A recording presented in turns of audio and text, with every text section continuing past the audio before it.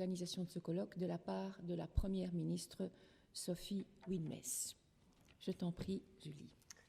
Merci Christine. Donc merci beaucoup à toutes et à tous d'être présents. Merci à la FA. Plus fort ? Ok, pardon. Je n'ai jamais été à cette place, donc je ne sais pas très bien. Donc merci à la FAML et à Christine Ironchik pour l'invitation. Donc moi je m'appelle Julie Papazoglou et je travaille auprès du cabinet de la ministre présidente de la COCOF, Barbara Tract, écolo, qui elle est en charge notamment de la lutte contre les discriminations, de l'égalité de genre. Et donc c'est dans ce cadre-là que je la représente aujourd'hui. Elle s'excuse de ne pas pouvoir être présente et elle aurait vraiment bien aimé être ici parce que c'est un sujet qui lui tient vraiment particulièrement à cœur et je vous exposerai un peu tout ce que l'on a déjà pensé et entamé en termes de lutte contre les discriminations et lutte contre la violence faite aux femmes. Alors en 1891, Olympe de Gouges ouvrait sa déclaration des droits de la femme et de la citoyenne par cette apostrophe. « Homme, es-tu capable d'être juste ? C'est une femme qui t'en fait la question. » Plus de 200 ans après cette déclaration, on se demande toujours si les hommes sont capables d'être justes. Comme le disait Ivan Jablonka dans son dernier ouvrage « Des hommes justes, du patriarcat aux nouvelles masculinités », que je vous conseille vivement de lire, j'ai trouvé cet ouvrage extrêmement intéressant. Et donc je le cite, « L'invention démocratique au XVIIIe siècle, la révolution industrielle au XIXe siècle, le socialisme et la décolonisation au XXe siècle n'y ont rien changé. Notre modernité reste boiteuse. De nombreuses institutions mentionnent l'égalité des sexes et pourtant, les droits des femmes demeurent un impensé de notre condition démocratique. » Et j'avais envie de vous lire cette phrase parce que je trouve que, et c'est vraiment en lisant ce bouquin, que c'est vrai que c'est incroyable. Cet historien, dans cet ouvrage, démontre avec beaucoup d'à-propos que le modèle patriarcal, en fait, est présent depuis des siècles dans la majorité de nos sociétés, sur Terre, en fait. Et qu'il est donc extrêmement difficile, en une législature, en une décennie, de changer de paradigme, de changer de modèle. Et ce modèle patriarcal assigne les genres dans des rôles prédéfinis et nous empêche donc de nous déployer comme individus. Sois un homme, ne pleure pas, t'es pas viril, montre-lui qui est le plus fort, sois belle et tais-toi. Et toutes ces injonctions nous enferment et continuent à véhiculer ce modèle, cette domination de l'homme sur la femme et surtout, il me semble, et je pense que Sylvie Leusberg l'a bien démontré lors d'une émission radio que j'écoutais récemment, ce modèle de la femme objet et non cette image, cette considération pour la femme en tant que sujet de droit. Et donc malheureusement, ces assignations peuvent mener à un continuum de violence dont la forme extrême est le féminicide. Alors comment est-ce qu'on change de paradigme ? Pour ça, il faut déployer toutes nos forces. Nous, politiques, vous, société civile, associations, citoyens, citoyennes. Il faut que notre société du XXIe siècle change de modèle et soit basée véritablement sur une égalité de genre, qu'il y ait une effectivité de cette égalité de genre et qu'elle ne soit pas uniquement théorique ou portée dans des textes internationaux tout à fait intéressants, mais on voit que cette effectivité n'y est pas sur le terrain. Alors au niveau politique, qu'est-ce que je peux vous proposer, en tout cas comme type d'action que nous menons aujourd'hui au niveau de la COCOF. Alors malheureusement, nous ne sommes compétents qu'en COCOF, donc pour les compétences personnalisables à Bruxelles pour les francophones, donc je ne peux actuellement vous parler que de ça. Mais donc évidemment, ça devra se faire avec les entités de la COCOF, mais aussi de la région bruxelloise, c'est évident, et surtout et avec le fédéral. Bon, il n'y a toujours pas de gouvernement, mais on va vraiment tenter de travailler de concert avec toutes les entités du pays parce que sinon, ça sera, il me semble, des sparadraps insuffisants. Alors, au niveau de la COCOF, on veillera à travailler donc, avec la région, mais je peux déjà vous citer quelques objectifs et moyens que nous nous sommes donnés pour 2020 et pour cette législature. Alors bien sûr, je ne sais pas si vous êtes au courant, mais nous sommes partie prenante du plan inter-francophone de lutte contre les violences sexistes et intrafamiliales. C'est un plan qui s'achève, donc qui a commencé en 2014, qui s'achève en 2019.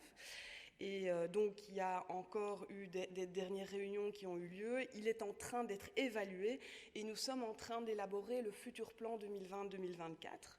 Alors, des réunions, donc, je vous disais, ont lieu en octobre et des actions et mesures seront continuées, et notamment sur 3 axes qu'il me semble essentiels. Donc, la prévention de la violence, la protection et le soutien des victimes, et la collecte de données quantitatives et qualitatives sur les violences. Ça, c'est quelque chose qui fait évidemment extrêmement défaut et dont il s'agirait de véritablement collecter et enregistrer de manière systématique.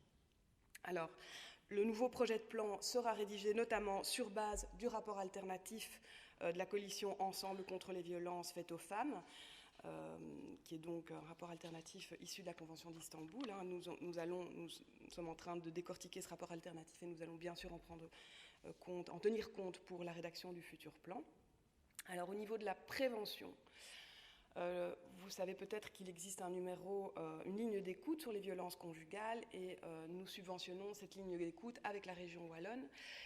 Juste pour information, et je l'ai découvert aussi récemment, en 2017, il y avait, alors attendez, au niveau des chiffres, oui voilà, 2700 appels en 2016, et c'est passé à près de 5000 appels en 2017, donc il y a eu 80% d'augmentation du nombre d'appels sur cette ligne d'écoute par rapport aux violences intrafamiliales ou conjugales.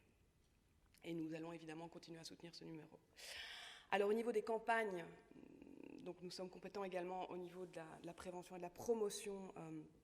Donc les campagnes, il existe des campagnes de sensibilisation qui sont menées à l'égard notamment du harcèlement, du cyberharcèlement, et qui traitent de la violence faite aux femmes.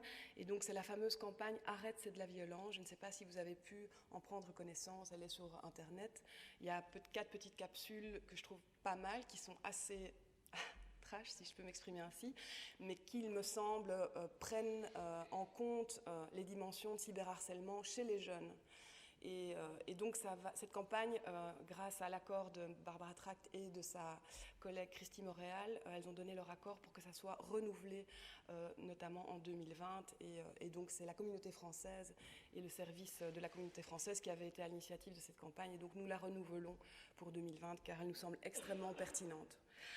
Alors, nous finançons aussi les maisons d'accueil pour les femmes avec ou sans enfants. Malheureusement, elles restent encore trop peu nombreuses sur Bruxelles, nous en sommes totalement conscients. Et donc, des budgets n'ont pas pu être dégagés spécifiquement pour créer de nouvelles maisons d'accueil en 2020, mais j'essayerai en tout cas de pouvoir dégager du budget à partir de 2021 pour voir comment créer de nouvelles maisons d'accueil pour ces femmes violentées. Alors enfin, je conclurai en disant que nous avons véritablement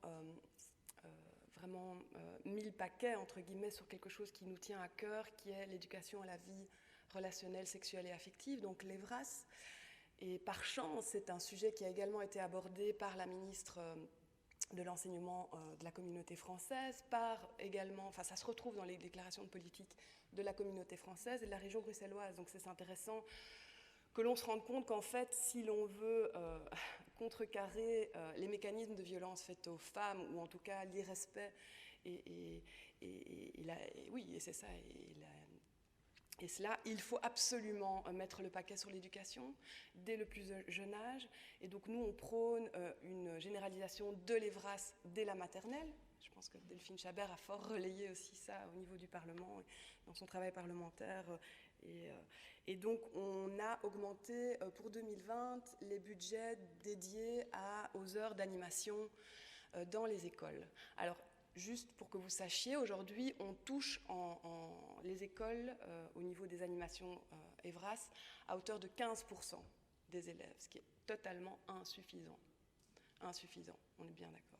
Et donc, à partir de 2020, on a décidé d'octroyer un budget supplémentaire au centre de planning pour qu'ils puissent augmenter leurs heures d'animation dans les écoles. C'est une première chose. On va également se concerter, donc, comme je vous disais, avec l'enseignement pour qu'au sein des écoles, parce qu'il n'y a pas que les plannings qui font de l'EVRAS, il y a les services PSE, donc promotion de la santé à l'école, PMS et d'autres acteurs extérieurs, il faut qu'eux aussi puissent nous donner des informations sur ce qu'ils font, comment est-ce qu'ils font et surtout sur quel contenu à donner à l'éducation, à la vie sexuelle, relationnelle et affective. Qu'est-ce qu'on va dire à un enfant de maternelle, à un enfant de primaire, à un enfant de secondaire? C'est évidemment pas les mêmes discours, mais je pense que par ce biais-là, on peut aussi changer de paradigme et essayer véritablement d'aboutir à une prise de conscience de tous ces enfants et de tous ces jeunes, des limites, de leurs propres limites de leur corps et aussi du respect de l'autre et du genre opposé. Et voilà, ça c'était vraiment quelque chose que je voulais vous annoncer aujourd'hui, c'est cette augmentation assez importante de budget pour les animations dans les écoles. Voilà, alors je conclurai brièvement en disant que voilà, Barbara Tract a vraiment à cœur de poursuivre ces politiques-là. On est dans une période de disette budgétaire, donc je ne vais pas vous annoncer des choses qu'on ne sera pas capable de réaliser tout seul en COCOF. Mais en tout cas, ce qui lui tient à cœur, c'est d'essayer de trouver des articulations avec les autres ministres pour pouvoir vraiment faire des économies d'échelle aussi, et puis déployer un maximum de projets et d'actions en vue de lutter contre ces violences faites aux femmes. Voilà. Et donc nous serons évidemment toujours à l'écoute des propositions de la société civile dans ce cas-ci, parce que je pense qu'on ne peut rien faire sans vous, en fait, on ne peut rien faire sans les associations, sans les personnes qui se mobilisent pour cette cause, et que donc on est vraiment très très à l'écoute, et on voudrait être encore plus à l'écoute de vos suggestions à ce niveau-là, même si bien sûr il y a tout un volet qui va être abordé dans le colloque au niveau plutôt judiciaire et policier, qui est indispensable pour lutter contre les féminicides, et sur ça, on n'a pas de prise, nous, en COCOF. Mais voilà, donc merci beaucoup pour votre attention et à votre disposition si nécessaire.